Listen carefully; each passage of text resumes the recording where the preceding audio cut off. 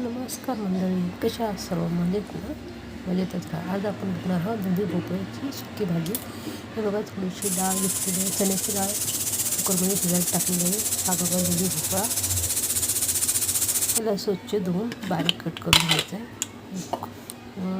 चण्याच्या डाळीला कुकरमध्ये 1 शिटी घेतलेली आहे. फोडणीसाठी साहित्य बघा, थोडीशी मोहरी टाकायची,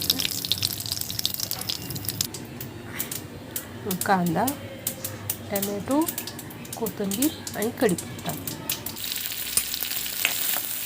कांदा असं छानसा फ्राय करून घ्यायचा.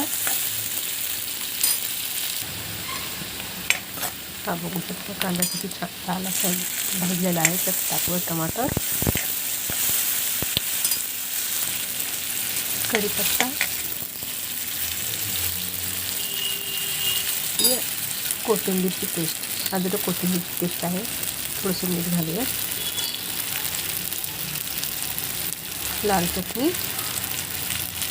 हे हळद घालूया आणि हे चांगला मिक्स करून घेऊया. हे बघू शकता, थोड्या वेळाने हे पूर्ण टमाटर असं शिजलेलं आहे. त्यात टाकूया दुधी भोपळा बारीक कापून घेतलेला.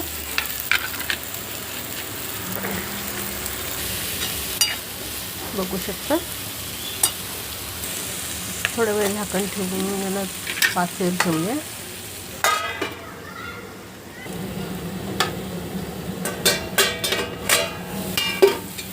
बघू शकता, छान असं तेल पण सुटलेलं आहे त्याला. त्यात टाकून ही 1 शिट्टी घेतलेली चण्याची डाळ. बघू शकता किती छान असा कलर आलेला आहे आणि चवीला पण तेवढी छान झालेली आहे. एकदम भन्नाट चव झाली आहे याची. एकदा नक्की तुम्ही ट्राय करून बघा.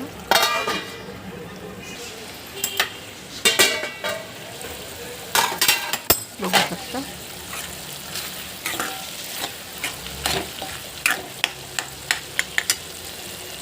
खूपच अशी छान झालेली आहे. बघू शकता, हे भातावर किंवा चपातीवर भाकरीसोबतही खायला खूप छान लागते. अशी तुम्ही या पद्धतीने नक्की ट्राय करून बघा.